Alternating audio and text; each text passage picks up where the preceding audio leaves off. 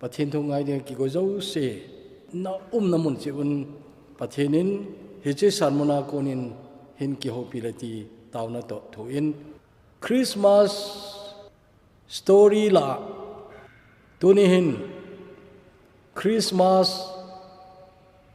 umzi hil chin thei thusim phabep kan sei gur ai in amasan tauna anamanguti hepa wan ka pau puthin kum lungjin ta mangchai ding kon ka hitawin che sunga hin ka i le ka ngayo phabep pin ina da hatawin adama nalai ho tunia na thua gil thei dang cha the nei koi na lai ji un ka kipa un hi pakai tuni hin Christmas hong thon di kon ki gon na dinga message kain go no hi ani na tunia kan sei di ahin tuni na hi le Bible sung thua Christmas umji ho hil chet na dinga phama ma thusim hita ta drama hita ta mina na bol ho kana he le kamu ho tunin kan sei nomin sarmon dang to jong kilo lo ahin pakai hi jong le tunia kan sei do dan mi izat ham khadinga head chen thina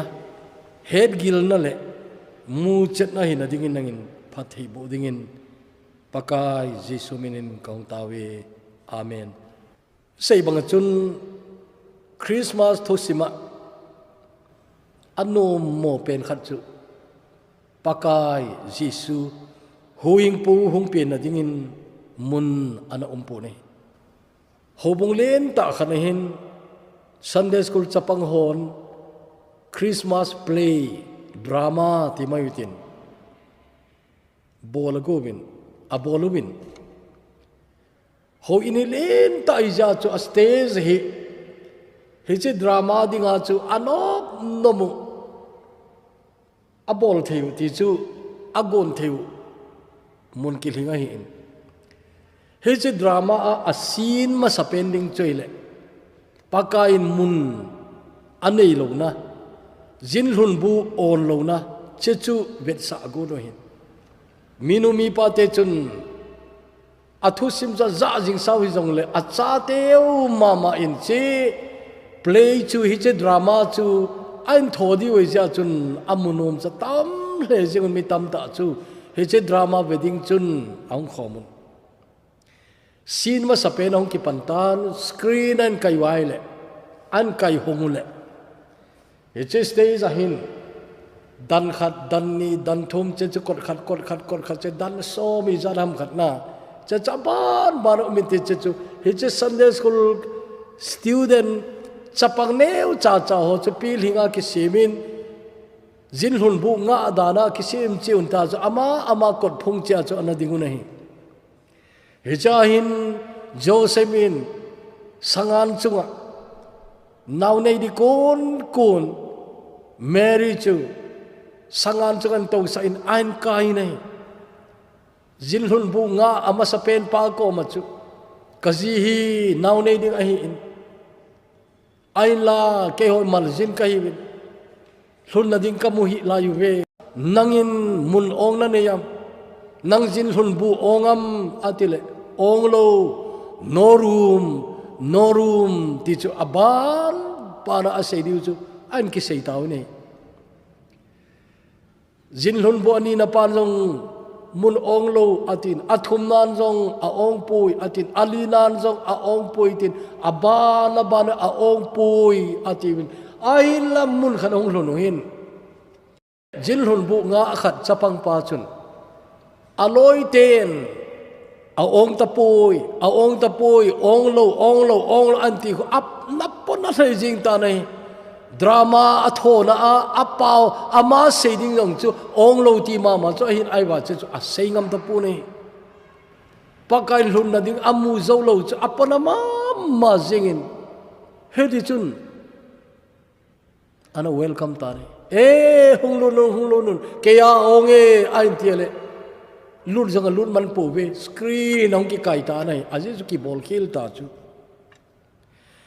chia ki bol khel na ji a chu aban ding sin chu hi thei ta lo chu aban chu screen hong ki kai ki di le aban ding chu bong bu sunga gan an pe na ko nga pakai hong ki ceiling chu aban ding chu hi ding ai ta in ai wa che chu thei ta pu nei hi te chun screen ani na hong ki kai chun adra ma ding cha ana tapun microphone a stand to ki thu in ana ki tungin a eche nunga chun pastor pa chu hilong pum pumin ana dingin hobung mi pite committee nen seita nei minumi pate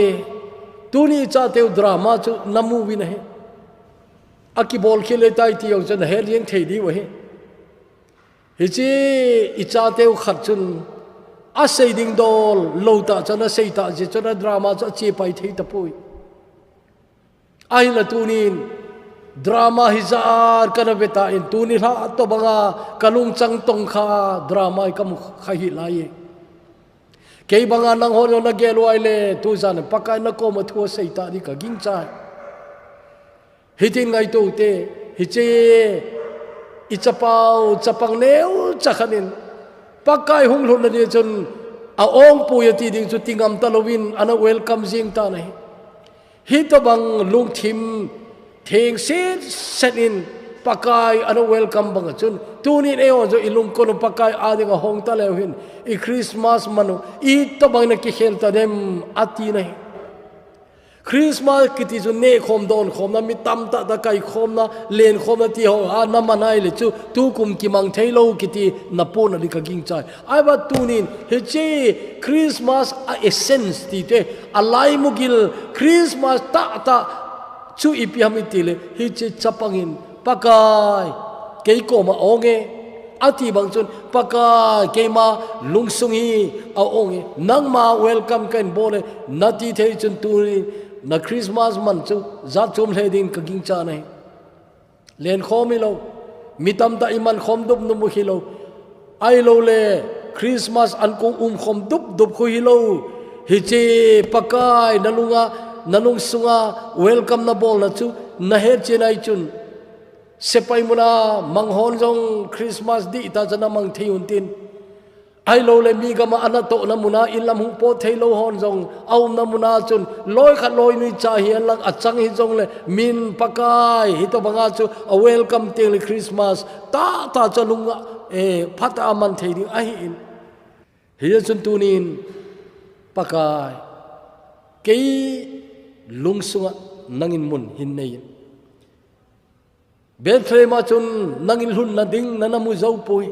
hi jong le ke ko ma hun na di ome nati chun tunin na Christmas man amining di ta chu hung po ding hi ani na chun Western Conservative Baptist Seminary kiti Portland Copy Oregon State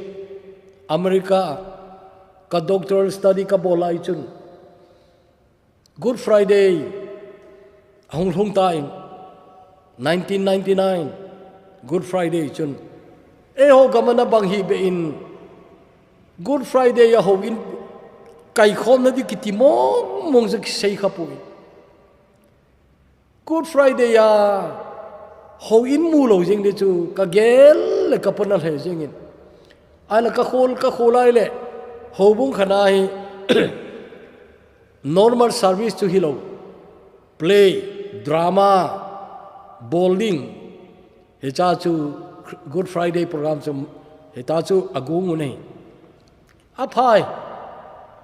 adang la umlo iji chun cha chu kanome ka til ka loi ho to chi khom thiding lem chang hong umin ka ga chi nei ka kipa he jing chen ni ha hiche service ka ga pan chu drama dang chu abol na we cho chu ka he chin ta pui ai wanga drama khadi kichin ta kalunga den omin chi choile drama ki ti jole mi hemin atho theyung hi be selo a narrator ti chu athu sei khat a aban kan se dia hin Good Friday ni la drama ki bol chu chu drama ki ti jong le mu theya mihim actor khat cha pu in narrator athu sei khat chun athu cha sei se hin chu thing thum thu sima hin thing neu cha cha a hi win che thing neu cha cha thumi aung ki holy mun hin khuwa akinem now ambition an sei chiu nei khat chu nei le ke hi thing hoi ta kai je chun furniture leng pa do khanga en man diu he che dining table chunga chu atui hung ki thu ding atui don ding hung ki koi ding cha chu leng pan angai lut ho ain ko khoma he che ke kim bela chu hung to khom wa ta chu ne khom don khom ain bol li wa hin ke chu thing la mi awang pha pen hi ding ka hi aje chu leng pa do khang ka hi di je ina ti nei ani na chun tin an sein nanga chi ma cha hi lo pi chu ke kai le thing la jong tui la amon thelo tui la so tai ki koi jong le I ma cha ti lo kai ja chun kong len ta in semun tin che kong a chun milen milal ai lo le khang dong tam ta wanoi le se hoina ho venoma gamtina khol che le nom ho to na kaung I ding tui khang len chunga ke khol jina ka chi le di ke thing la wang pha pen hi ding kai an ti nei a thum na pen chei le I pi thing ham I ti le a thing hi khang jeng he che cha sana hung sang ding a hi in thing la hung sang pen ding ka hin che chu gal gam la ta ko na min en mu jong le abula ga chiute amun ten ga chiute ga veute asang se ti wa ei munom di wa hung khom te le ke ji a chu chung lang hi an ko di wa sang na lom lo ti di wa ati chu ale pha so ta hung chi ta in dining table linga kinem leng pa do khang linga kinem pen chu mi khadin wang jo thing jo ga phu hlu in he cha kon chun thing pe yong ala in thing zol jong chu at sa in ai wangin thing hoi zo amu ta ja chun he che thing chu amo koi mai ta na he za lo man cha lo ong I tan he che thing chu wang se ki sal he zengin o ke ka wang se sa me su mila ka hitai ka kinem na I ma cha guilhung talawi atia kingai se ta na uminai ai la mi khanin che thing chu agat thumi nei anei pa chun na dei kiman tan naman nom le kiman tan tin a pedo inai che pha chun ma pa chun abong an agan an pi na ding kung siman amangin a khum ding loi a zol li loi cha chun a hampa koina ding a kung jong chu an simin ta chun abong an pi nan an mang ta nei che pha chun che thing chu ada he zengina kingai se ma zengin kawang sen lom lo me atin ta chu ni sai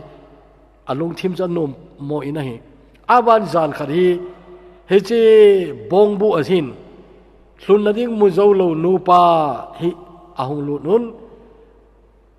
cha chu na hung thong ta win ale zan khang lam hin naw sen khat ong ping ta in che naw sen chu he che bongbu a chu zal khun la ai lo ja chun he che gan an kong hampa keu sit set bong te on anane sa ho anane mo a keu den agoden ho he che chunga chun pun ain phawin cha chun naw sen chu ain lup sa ta wi ne an che gan an kong chun ain he chin ta ne o ka te dunia ka chunga hung ki sil naw se ni wana ko na hung kum hla hin la chang hla ki ti chu a hitai ti chu ain mu pha na chun akipa ma zingin thing la ke ka wang pha pe ne a ji chu wana ko na hung kum hla hin la chang hla kai ki ti hu hing pu naw sen chu ka chunga hung ki sil la tin akipa ma ta nahi thing pakhat pen choi le wanoi le sena khol jin le na dinga tui khang le na khol che dinga minamal cha diu kong len ta sa na dinga kinem chu kung neu chakhan an che thinga ko na chun kung neu chakhan an siam tawin he che chu ngaman mi te hon an kiman chawai tan he che ngan man mi te o chun nga amat tam niu le chunga chun tam ta da sung hawin he ta chun nam veng moina umin he che kung chu wang se ki sama ma jengin awai ni khali he che kung chung chun pakai jesu ahung towin he che tui pa ma mi pi tam ta pakai thu sei ngai no ma hung ho he che o thu chu ahil na chun ipakai chu che kung chunga kon chun thu ahili nai hin na thu alang sapi nai che pha chun che kung chu ahung ki pa ma jeng tan o kain khon ni kho khat se ni khat jong hing lo pung khat wa zep ham hi mai the pakai che sunga ato na chuna he che ato na chu kain khon ni kho khat chu pakai ka chung hong to je chun awang pha kai ke thing wang pha kai ka chunga pakai ahung to we ati nei so thim nunga chun kum khat kum ni nung chun thing khat hi wanoya thing sang pen la khat hung e ding anoya chumin aung dinu wan lam ako ko diu ti chu mata in mi khanin aga phu hlu nei le thing sang ta jong a himan ta puin he cha chun mi khanin ai noya hi agol lut mai ta thing zol khat he chu amo umai ta nai he che thing chu wang se ki sal he jingen ni khat chu rom se paite hungun thing nei pa ko ma chu nong thum taw ne na thing hi naman na di ta lo ham ti le i ma cha kaman na di ta poi thing pha jong ai poi na deu le kila un ti le he che rom se paite chun ala un he che thing chu tum ni asubun akipelin an kil de no ne le he che chu chon sin na nei lo pathin chapa pathin kel ngoi no ki ti chun mi hem te chon sin zo se pu a he che thing pel chu akipuna kalwari mol lama ana podo tan che chu kalwari mol chung chun che thing pel chun pakai chong ki khen be ta nai he che thing chun an ki he chen pha chun wang pha hong ki sama ma jing tan o ke ka wang pha pe ne aje chu ke ma je min wan khopi chen lam pi chu an he di wa hin chung lam ko ding ka ti la chun che chui lovin ke ma mi hem ten huina ki mu na di wa wan gam lam pi ko pi apang di kai tai ti chu apang kai tai ti ke he chun akipa ma jing ne pakai thi ma sang chun che thing pel koi man angai lu po in koi man avenom po in mizo se ki chat mizo sen gim nei ta ana gelo hin ai wan che pakai aung thi na chun he che cross chu mi te hin lam pi copy ai ta je chun mi ten che cross angai lu win tu ne chan cross ke che chu imu le ilung mu nga i ki pa naw i piam sei the lo khat uma chulana he chu che thing thum ho chu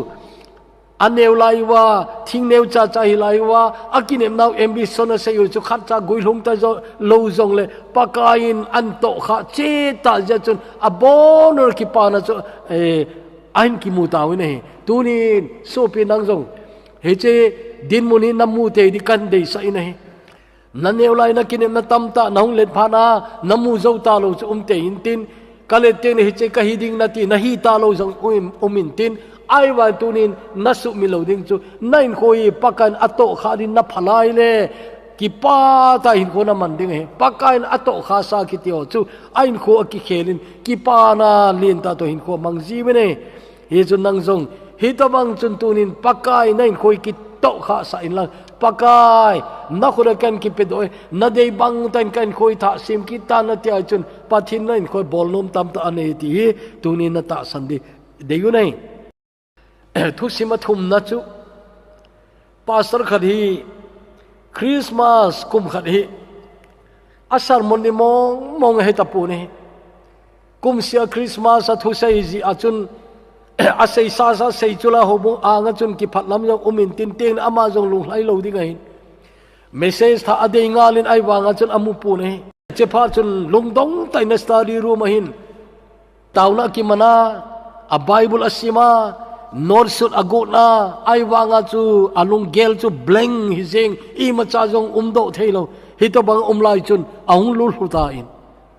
aung lu hlu khu ai mu pai ta nei ale mang an nei tai amang chun jisu lo na wa noya ana umin au na leisit chung chun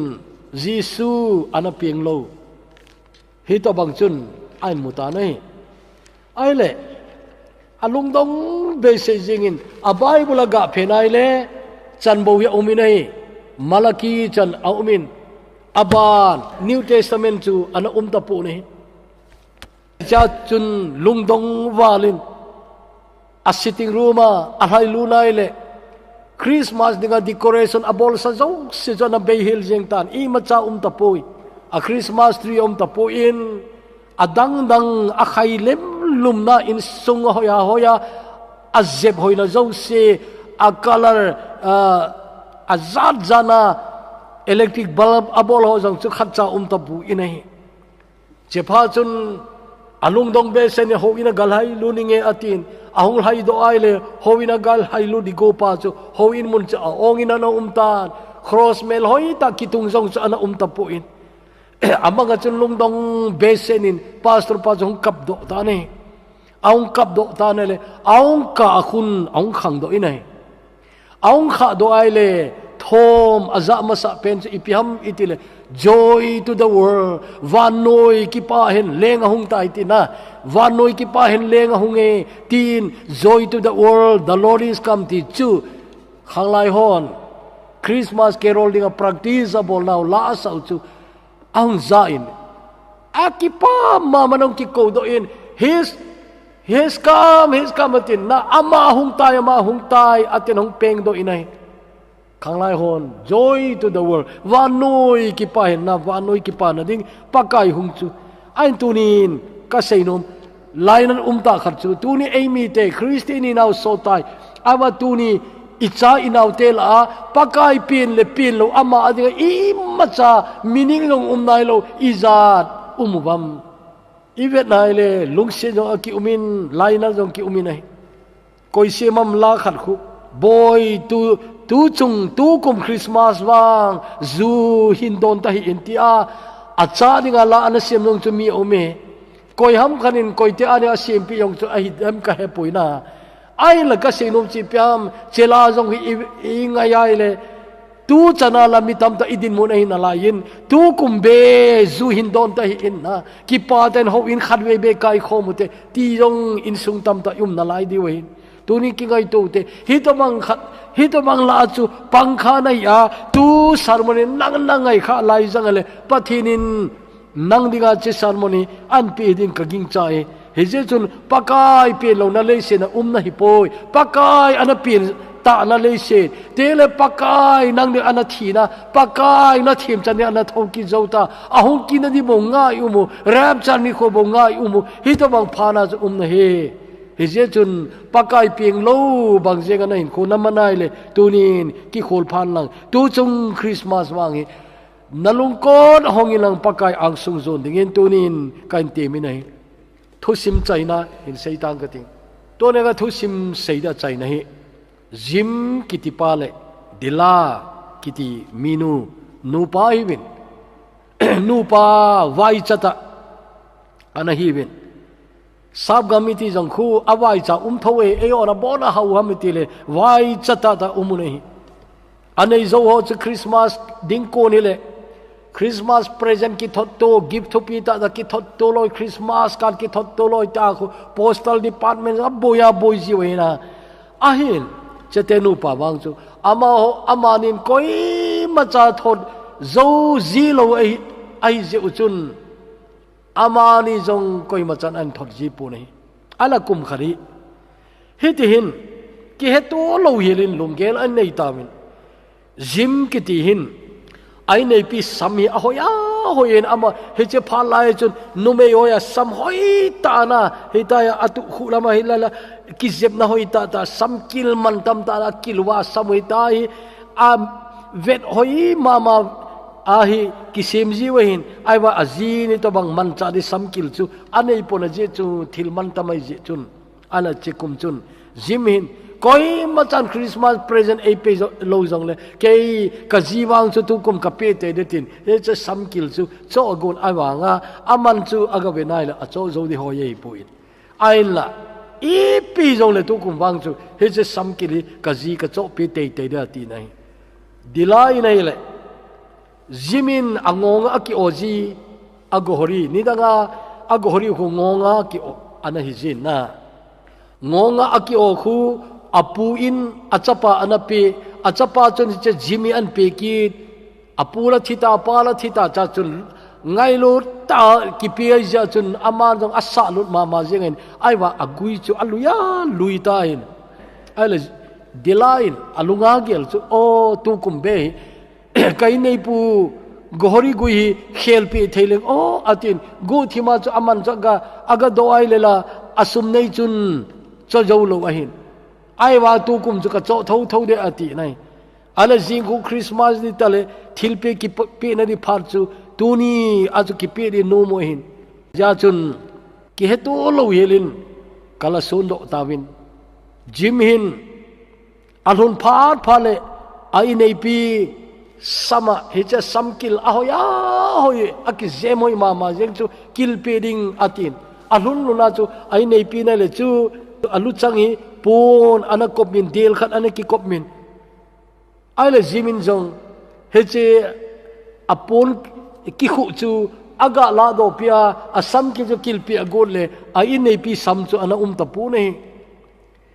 ala dila in jong ai nei pu gohori chu ga su pi inkatin a chen chu ga khel pi inge atia ile a gohori ana ta pu nei chenia chu amu do chu pi ham mi tiale jimin ai nei pi angai lut be se ji a chu asam kil ya cho na dinga chu a gohori ana zu ahin dila ina in nei pu gohori gui cho na dinga chun asam ana zu ahin aman na ding chu talo hi athil cho chu ai wa chenia ki he to chu pyam ti le o zimina he do chu dila hin ei ngai lu na lom lom me ke ding it anei pu i ten mu chen ta in hi to bang ma chun dila in zimin wang ei ngai lu mama in hi chun i ma cha ke di it anei pu i ti chu ai mu ta nai he che te ni no pa ding chun che kum Christmas chu mi hausa izan umen lang anei zo izan zong le amani no pa vai chata te ni chu alung thimo hau sata anahi bin akingai lu nau chu midang kingai lu na sang zo ma dine kimu che na chu anei tawin he che kum Christmas chu i tia jong su mil ta lo ding Christmas chu ai ta nei tuni na he diu ka dei chu ngai lu na kitihin angai lu adingin id anei pon aphali nei hije chun tuni achai na kai seinom chu a sile khathiamo chu ngai to lau chun a si za chum be khat kidang ta khat an zuyu nai che chuni danga jong to bang a si chana khalo indi ama jo kidanga san an zuyu ai wa chom khalo chun ama ho lem he na ti dam ama ho lunggel chu an man cha jo chun leng khat ping dingai le Jerusalem a ping na ta ti win agalu noi le Herod ko magal hung khawi nai boi na kan ong pin lo inai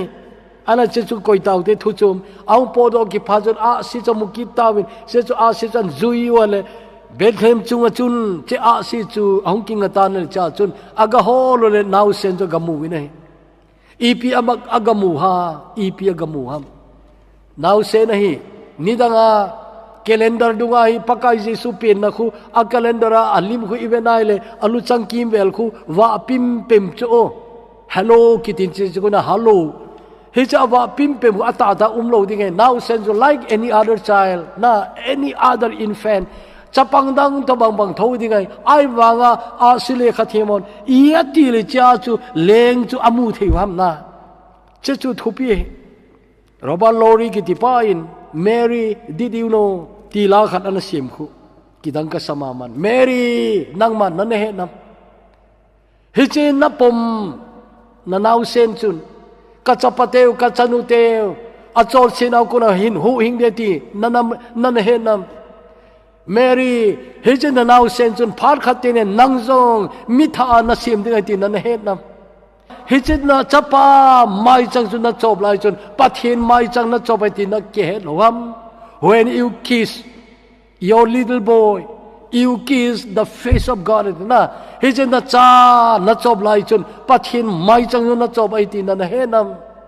he chen na anga napom na nau sen chu ke kahi anatipa alopi the great I am ti na he nam anati huna athu pi da na Mary did you know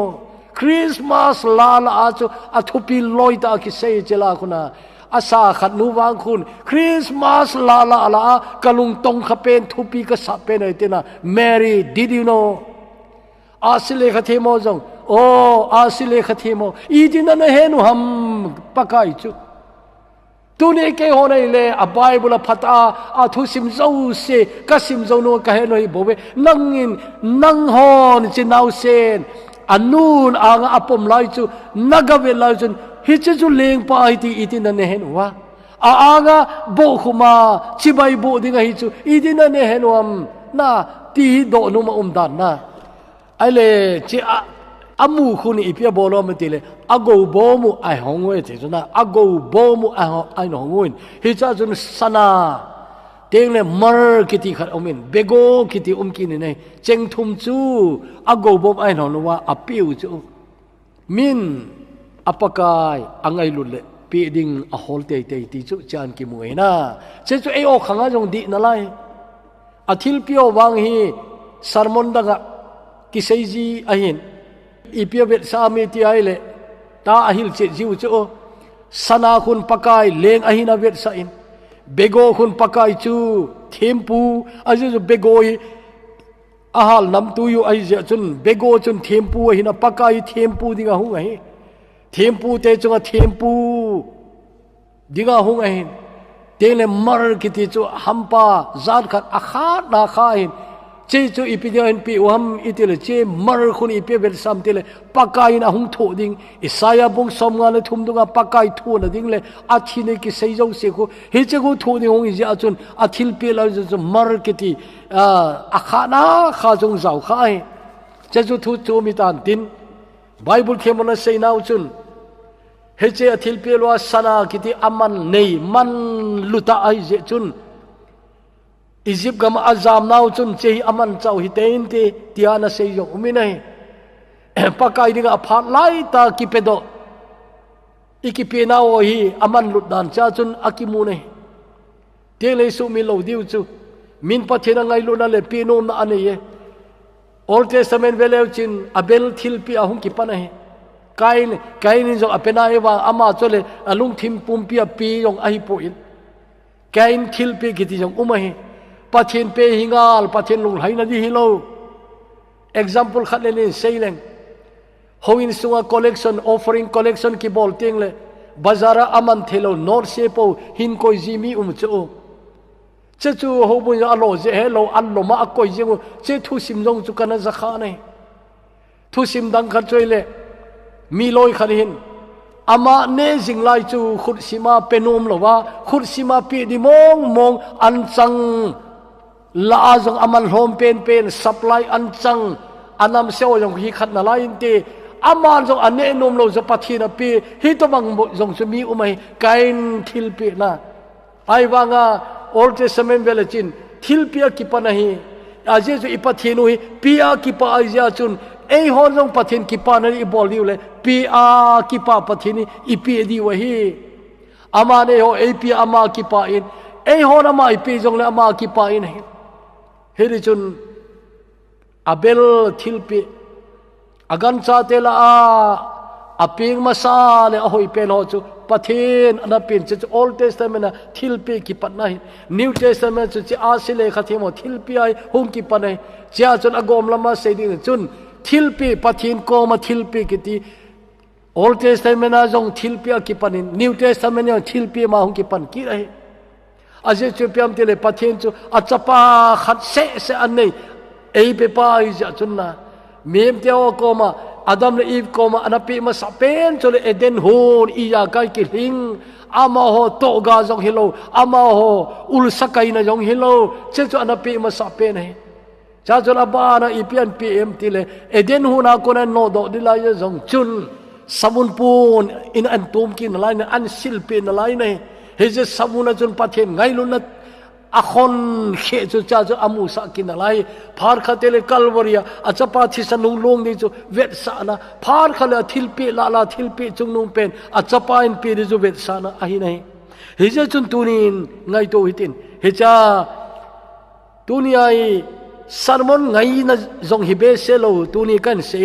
เฮจุนตัวเนี่ยมาสเปนจนคริสต์มาสเพลย์คริสต์มาสดราม่าบอลจะปังโฮอาโกนะตัวนี้ปากายละมาอิลงกอดอิฮอนดิวทูอันนี้นะจุนทิ้งทุมอากินเอ็มนะอาศัยเจ้าขัดจานักินเอ็มนะอามูโลไอว่าอาศัยนั่งงาจุนปากายละบอลจานันตงข้าอินอากิปาเป็นเตอหิตาเวติจุอิมูเวน